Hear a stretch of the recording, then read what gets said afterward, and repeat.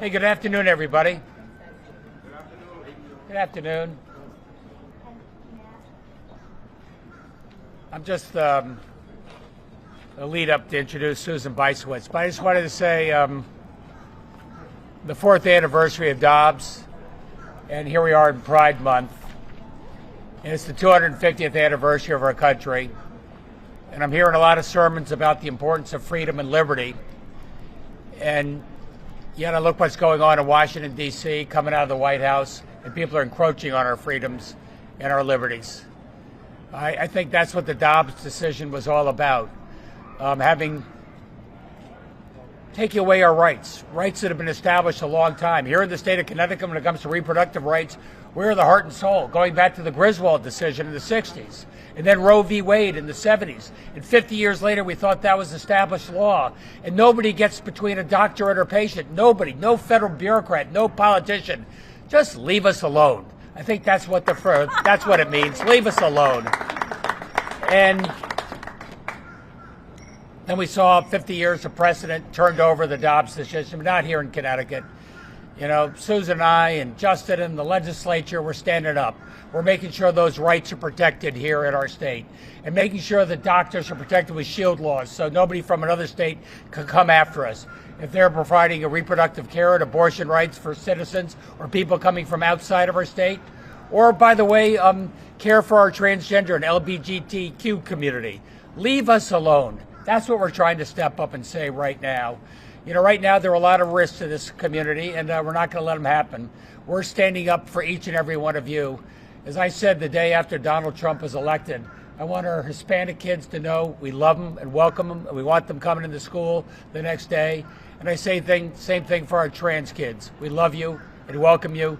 You have a place that you can call home here. And we're going to do everything we can to make sure these kids and all of our folks here in the state continue to have access to all the appropriate health care they need. Leave our doctors alone, leave our moms alone, leave our kids alone, just leave us alone. That's what freedom means to me. Over to you, Susan. All right, well. Oh man, I gotta do it again. Yeah. No, we don't need your Hey, good afternoon, everyone, and happy Pride.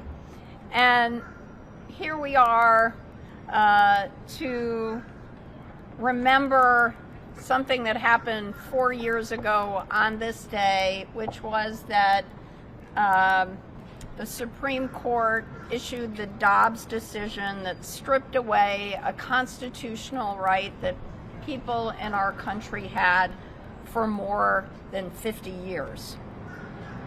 We're also here to celebrate Pride Month and our LGBTQ plus community and families, and recommit to making sure that they have dignity and they have their rights. And these two occasions really belong together because they share the same core principle, and that is that everyone should have the freedom to make their own decisions about their own bodies. We should have the right to make decisions about our families and our future. And so today, we want to recognize the progress that we have made here in Connecticut, but we also want to reiterate our commitment to making sure that we take care of the work that is ahead. So while the federal government is taking away our rights, cutting back federal funding for basic health care, and cutting off access to health care, what we've been doing here in Connecticut is exactly the opposite. We have been spending these past 4 years stepping up and protecting the constitutional rights of our residents to make decisions about their own bodies, families, and futures. We were the very first state in the country to pass a post-Dobbs shield law that not only protects patients here in Connecticut, but also people from all across the country who may live in 2/3 of the state that states that restrict or completely ban abortion. And we want to make sure that our doctors who give that critical care are also protected. We've codified EMTALA into state law, and that means that women in our state have the right to get emergency abortion care in our state, especially at a critical time when they need it. We've also expanded IVF and fertility coverage so that our LGBTQ plus families and single people can build the families that they are dreaming about. Also, we've stepped up when the big, ugly budget cut funding for Planned Parenthood of Southern New England that cares for more than 40,000 men and women across our state. We stepped up, and our budget provides $10.4 million to Planned Parenthood of Southern New England so that they can keep providing the important care that they give. We also increased our Medicaid reimbursement rates for family planning services provided by Planned Parenthood of Southern New England as well. And we are ensuring that the trans community in our state is able to access the gender-affirming care that they need. So, I think the governor's message is apt. We want the federal government to just leave us alone here in the state, but we also want the people of Connecticut and beyond to know that here in Connecticut, we step up and we protect the rights and freedoms of every person in our beautiful state.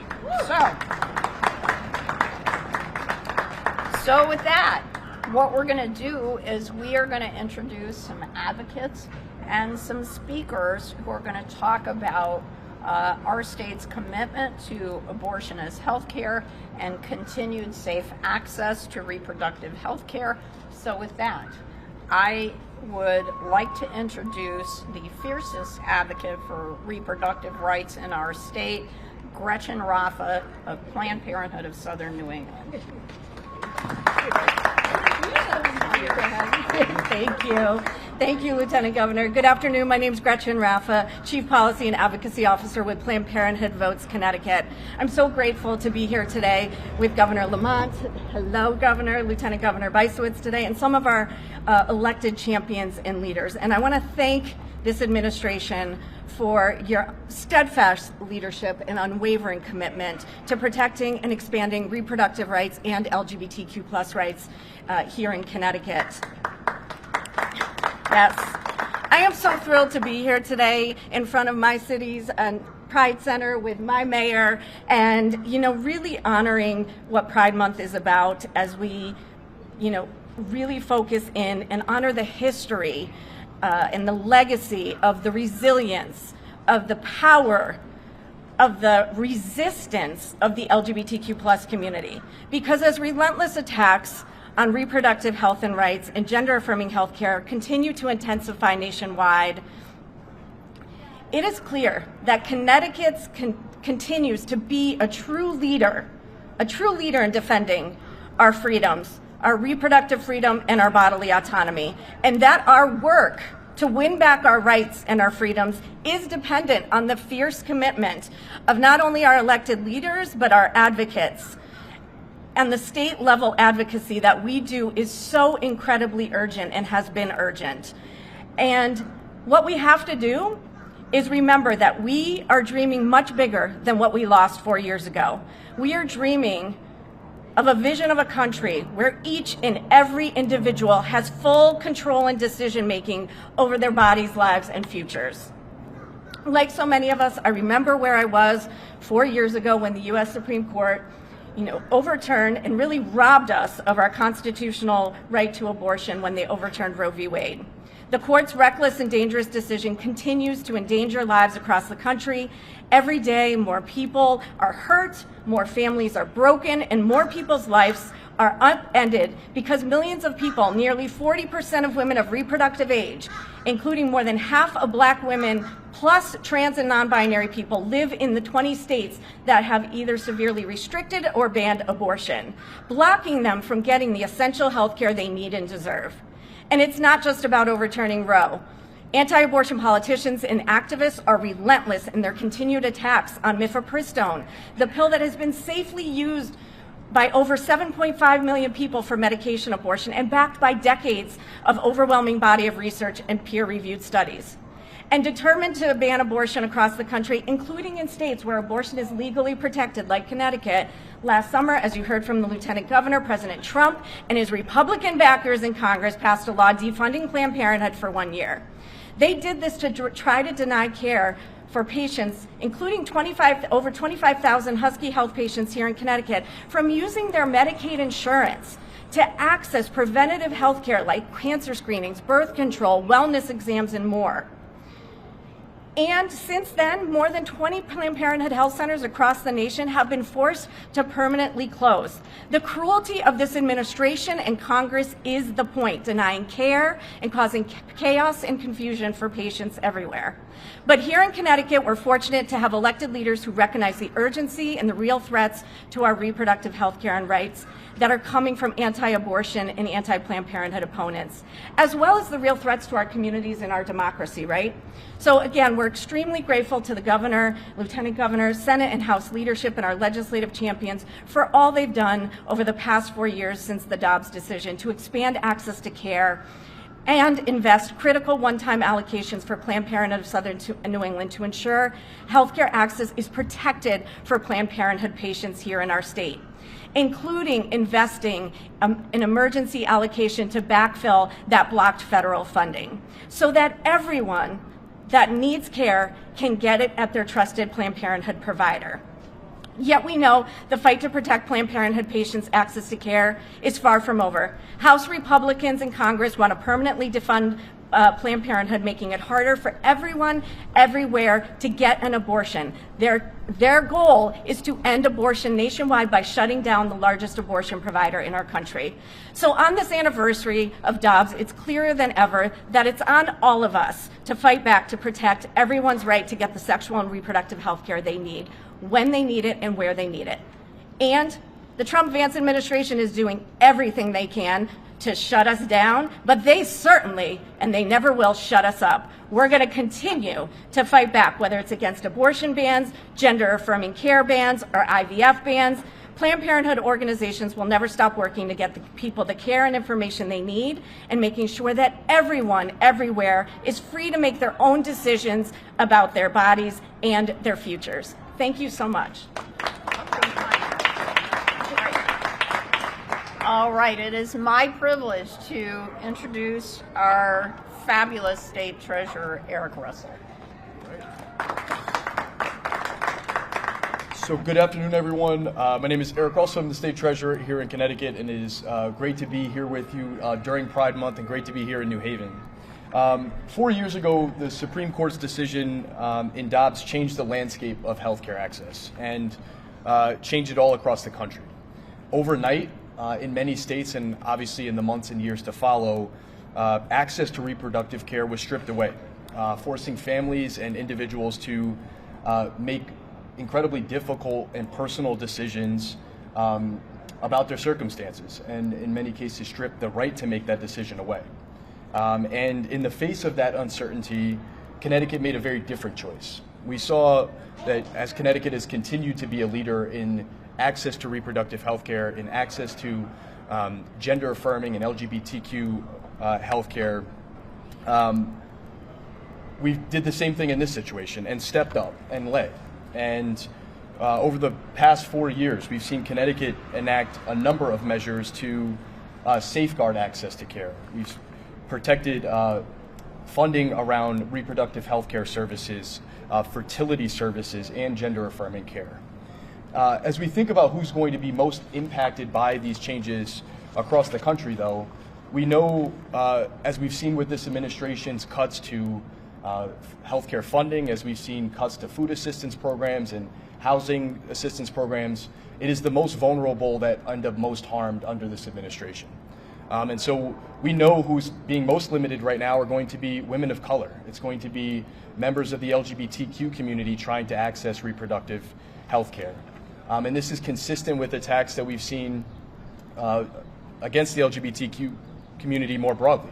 We saw over 500 bills all across the country be rolled, anti-LGBTQ bills. And many of those banned gender-affirming care, particularly targeting youth, removed the LGBTQ-specific suicide hotline and funding for it, when so many youth across this country are most in need and have been most under attack. And we've seen broad attempts at rewriting and undermining DEI policies, right? All with the goal of targeting those who are most vulnerable. I want to speak on one thing that we passed in Connecticut this last legislative year designed to help specifically those people who are being most cut off to care, and that is the Connecticut Safe Harbor Fund. This is a first-in-the-nation design that we passed and developed that aims to eliminate those financial barriers for individuals who are living in states whose access has been cut off to either reproductive health care or gender-affirming care. And under this fund, individuals will be able to travel from those now 20-plus states that have restricted access to care to states like Connecticut to get the care that they need. And this will be funding for travel expenses, for lodging, maybe for childcare, all of those kind of additional expenses that, frankly, someone who's making $200,000 a year living in a state like Texas may have the resources and the flexibility to jump on a flight and come to Connecticut and get the care they need. The single African-American mother who's working a minimum wage job is not going to have that same access. And so this fund is designed to address that disparity, that inequality in access to care. And it's consistent with the work that Connecticut has done as a whole to make sure we're protecting patients and doctors and the right for those individuals to make their own healthcare decisions, make decisions around their own bodies with the care of their doctor. Tomorrow we will be holding a press conference to talk a little bit more about the Safe Harbor Fund, and we have some exciting announcements around the next steps with it, which I look forward to sharing with you. But I think the key here is that 4 years later after this decision, Connecticut has not backed down, and we won't. We will not be backing down to any of these threats from the administration, from any of these, frankly, unconstitutional decisions that have been rolling out of this Supreme Court. And we will continue to make a fight for women in this state, for access to reproductive health care, for members of the LGBTQ community, full stop. Thank you. Thank you so much, Mr. Treasurer. It's my pleasure to introduce Mayor Justin Elicker. Thanks, Lieutenant Governor. I'm very proud to be here in New Haven, but in a state that is defending our rights around people that we've worked with in the city of New Haven for years to ensure that our community has the resources that we need. The folks here make us proud because they are standing up at a time when people are attacking our rights. And I hope it's clearer and clearer every day to folks that are watching what's going on in Washington that the people that are in charge in Washington are hypocrites, because all they talk about is freedom. Freedom in our nation. We need to get our nation back, and the left is trying to take away our freedoms, but that is exactly what the folks that are in charge in Washington are doing. They're taking away a woman's right to choose. They're taking away people's right to gender-affirming care. They're taking away the right of individuals to practice what religions they want to pray. They're taking away our abilities to invest in vulnerable communities by trying to force us to not follow through with our DEI programs. They are trying to dictate what high school sports our children play. They are taking away our rights. In Connecticut, we are choosing a different path. In New Haven, we're choosing a different path. While other states restrict care for abortion and for individuals that are receiving gender-affirming care, we are leaning into this challenge. And that matters because these are not abstract policy debates. These are decisions that affect people getting the care that they need, whether families can grow and whether young people know their state will protect their dignity, privacy, and freedom. Here in New Haven, we believe health care Decisions belong to patients, they belong to families and their doctors. We do not believe that politicians should be dictating what type of health care people receive. And we don't just say it, we live it. For 2 years in running, we have received a perfect 100 score on the Municipal Equity Index. It's just one handful of cities in the whole country that are spotlighted this year in this Municipal Equity Index. And earlier this month, we celebrated the Pride Center reopening its doors. 30 years is what the Pride Center has been doing as far as work in New Haven. And we will continue to support and build on the work that we are doing in Connecticut. I'm proud that Connecticut is a leader, and we have a governor that is fighting for the rights of our residents. The folks in Washington are taking away our freedoms, but in Connecticut, we're going to stand by people and make sure that we continue to have those freedoms. Thank you. Thank you so much. Mayor, it's my pleasure to introduce the State Director of Reproductive Equity Now, Liz Gustafson. Good afternoon. My name is Liz Gustafson, and I am the Connecticut State Director with Reproductive Equity Now, a state and regional organization working to make reproductive equity a reality for all people. Before I begin, I do want to thank Governor Lamont, Lieutenant Governor Weissowitz, our State Treasurer, Eric Russell, and Mayor Eliker for bringing us all together today. And for all of our elected officials who continue to champion reproductive health rights and access, particularly post-Dobbs, to ensure the Nutmeg State continues to lead. On this day 4 years ago, the Supreme Court ruled to overturn Roe v. Wade in the devastating Dobbs decision, which has led to 20 states taking action to severely restrict or entirely ban abortion. It was devastating. And it was one of those moments where you remember exactly where you stood when you heard the news. 4 years later, I wish I could stand here and say that the attacks have stopped, that overturning Roe was enough for anti-abortion extremists, but that would be a lie, and a dangerous one at that, because we know that Roe was never the end game. It was just a part of their coordinated campaign of control. Today, anti-abortion extremists have not stopped attacking our right to reproductive care and bodily autonomy. Their attacks are evolving. Anti-abortion politicians continue to target medication abortion, using every tool and agency at their disposal to restrict access to mifepristone, as well as fertility and family-building health care, gender-affirming health care, and more. The Trump administration is also working overtime to restrict access to essential sexual and reproductive health care services via attacks to the Title X program, while directing resources to anti-abortion centers and organizations advancing their white supremacist, pro-natalist agenda. And too many people are still being left behind when it comes to accessing equitable reproductive health care. But here is the thing, and here is what gives me hope. As attacks intensify, Connecticut continues to step up. Connecticut continues to be a firewall and a safe harbor for patients and providers alike. This, of course, consistent with Connecticut's long-standing commitment to protecting abortion access. Even before Dobbs, Connecticut became the first state in the nation to enact a shield law, protecting abortion providers and the patients that they serve. This groundbreaking law became the model for shield laws across the country. And Connecticut didn't stop there. Over the years, Connecticut has continued to bolster its laws, making it a national leader when it comes to advancing reproductive rights. Just this year, Connecticut's legislature passed HB 5374, which expands equitable insurance coverage for fertility care. This is a significant step towards addressing the existing barriers that are disproportionately faced by the LGBTQIA+ community, as well as single individuals, from accessing the equitable insurance coverage for fertility care and family-building health care that they need to start or grow their families.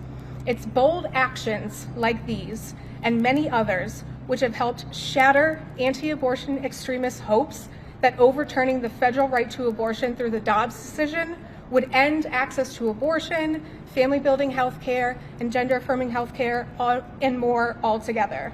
And while the Dobbs decision may forever be a dark stain in our fight for bodily autonomy, reproductive health, rights, and justice, and while attacks will continue to inevitably come down, Connecticut continues to prove that we will not back down. We will never waver. We will continue to bolster protections and push forward bold policy solutions like expanding shield protections to include telehealth providers.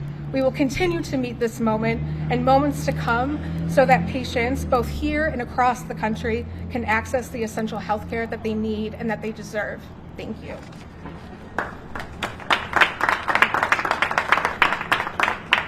Liz, thank you so much. Now we're going to hear from Jenna Cutler, who will share her healthcare journey. Jenna. Thank you very much.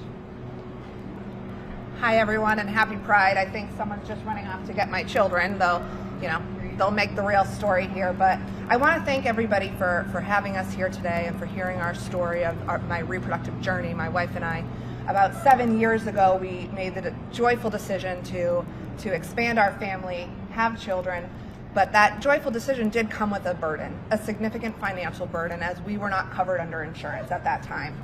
At that time, we were forced to pay out of pocket near 6 figures worth of medical treatment payments. All right, this is my little one, so here, come here, you. Go ahead, here, you like that picture? Okay, great. Thank you so much for entertaining them. And we're so grateful for Connecticut for not only keeping up with the laws that enforce our rights here in Connecticut, but also pushing forward with even more to ensure that everyone in the LGBTQ community is able to fairly, equally access healthcare, reproductive healthcare, and is able to continue pushing forward to create and bring more families here in Connecticut, as we all desire to do. So thank you to the governor, lieutenant governor, mayor, all of legislature, and thank you especially to everyone that passed HB 5374, which makes it so that queer families and single parent families are now able to get the fertility treatments that they need without breaking the bank, so to speak. So thank you all very much. I appreciate you coming out today and spending time with us. Can you girls say thank you?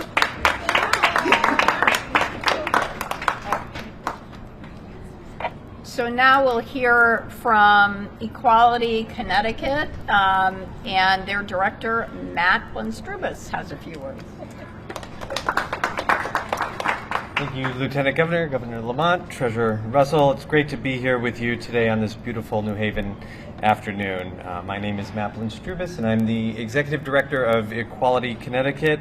We are a statewide organization that advocates for LGBTQ rights and health in every community here in Connecticut. And we know that reproductive care and LGBTQ health, particularly gender-affirming care, are inextricably bound by the idea that people want, understandably, to control their bodies and their medical care. And unfortunately, the opponents of reproductive freedom are the same opponents of LGBTQ liberation. Now, this is a tough and dangerous time for our community, especially for trans people. We are experiencing this barrage of policies that assault our health and curb our rights. The federal government has successfully created an ongoing and unfolding healthcare crisis for trans people, happening in real time, even here in Connecticut. We've seen clinics close. We've seen people's healthcare get disrupted, youth and adults. And we're here to acknowledge the consequences of a gross Supreme Court decision, but we're also here to remind ourselves that Connecticut is a place where progress is still possible. And I'm really proud to stand with my colleagues in the reproductive justice movement to celebrate what we've gained here in Connecticut with expanding equitable access to fertility treatment, a crucial step in advancing bodily autonomy and reproductive freedom. Now, as we always do in this wonderful state, we take progress and we build on it. Now, it's time that we build on this progress and continue to protect ourselves from a multi-pronged attack from the federal government. We look forward to a time when Dobbs will be a terrible memory, And we know that we do have a lot of work to do here. So thank you again for having us. Happy Pride, and we look forward to the work ahead. Thank you. Thank you, Matt. Okay. Matt, thank you so much. Now we'll hear from Taylor Edelman of the Circle Care Center. What is even left to say at this point? That's what happens, I guess, when you're kind of late in the deck. But hi, everyone. I'm Taylor Edelman. I use he, him, his pronouns. I'm a trans person. I'm an advocate, and I'm a health equity consultant with Matt Equality Connecticut. You know, when I talk about healthcare, I'm talking about my own life. You know, I'm talking about the patients in the communities I serve, and I'm talking about the thousands of people in Connecticut who just want the freedom to make the choices about their bodies, right? Which my colleagues have said very, very well. You know, during Pride Month, I do find it a bit hard to celebrate without acknowledging a really painful reality. You know, across the country, gender-affirming care, as we've heard, it's being stripped away, it's being taken away, and rights many people thought were settled were suddenly up for debate again. We've talked about the Supreme Court decision 4 years ago with Dobbs, but last year on the 18th of June, we also had the Scrimetti decision, which had a devastating impact for trans youth in healthcare, and we're also awaiting another decision about athletics at that moment. I could go on and on, but I think you get the point, right? So it raises the question, who gets to decide what healthcare you're allowed to receive? You know your story, you know your own body, just as I know my story and my own body. You should get to decide. Healthcare, I think a lot of us believe, is a human right. It's not something that you have to earn or a favor that you get granted when it's convenient. If only some people, you know, get to keep a right, then it's not really a right at all, but a permission slip, I would say, for those who pass muster. That's why policies that protect access to care matter, and it's why investments that help people obtain medically necessary care matter. And if we make one group's health negotiable, we warn everybody that their care could be next. I know this because I live it every day. I was a trans kid in this state, and I'm very proud to say that. I received the care that I needed, right? And today I'm a trans adult. And gender-affirming care quite literally saved my life. It allowed me to live, thrive, and contribute to my community. Every young trans person and every family navigating this journey deserves that same opportunity. We should invest in them. So the state has the chance to show what leadership looks like, protecting healthcare as a human right for everyone, with absolutely no exceptions and no debate that calls our humanity into question. Because when we start deciding whose healthcare matters, everybody's freedom is at risk. Thank you very much. Thank you, Taylor. We heard reference to the firewall. Well, ladies and gentlemen, you are looking at it. It's our members of the legislature, it's our constitutional officers, it's our advocates that fight for our rights every day. And it is my pleasure to introduce the person who will close our program today, and it's State Representative Matt Blumenthal, who co-leads the Reproductive Rights Caucus. Thank you, Madam Lieutenant Governor. I just want everyone to know that this is not in order of importance or any indication of importance, but only my schedule with my other job, unfortunately. I want to thank you all for being so accommodating. My name is Matt Blumenthal. I'm State Representative for Stamford, and I'm proud to have co-founded and currently co-chair the Reproductive Rights Caucus along with my colleague Jillian Gilchrist, State Representative from West Hartford. Look, there's no getting around it. Dobbs was a dark day for the Supreme Court, and it was a dark day for this country. But people who have been fighting for reproductive and bodily autonomy in this country and the world have faced a lot of dark days. And they persevered. We've persevered. The Supreme Court may have thought it was giving the last word on this subject, but the courts don't get the last word in this country. They don't even get the first word. Those words belong to the people. And the people of this state have given us the mandate and the demand to protect reproductive health care, including gender-affirming care in this state. And that is the mandate we have taken up and passed into law and protected, including through our First in the Nation Reproductive Health Defense Act, the First in the Nation Reproductive Health Care and Gender-Affirming Care Shield Law, and a host of other protections, including stockpiling mifepristone, backfilling funding for Planned Parenthood, and just in the last session, revolutionary and long overdue fertility equity law to ensure that every person can get the full spectrum of reproductive health care that they need and deserve safely and affordably and legally. And so we're going to continue to fight in the legislature.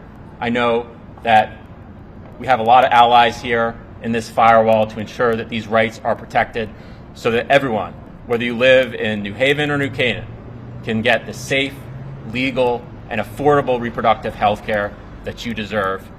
Thank you.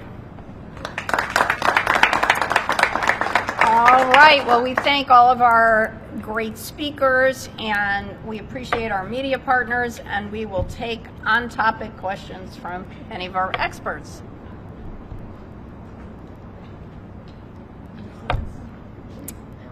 Mike. Good? Oh, okay. In that case, thank you. Thank you so much. Well done, folks. All right. Thank you.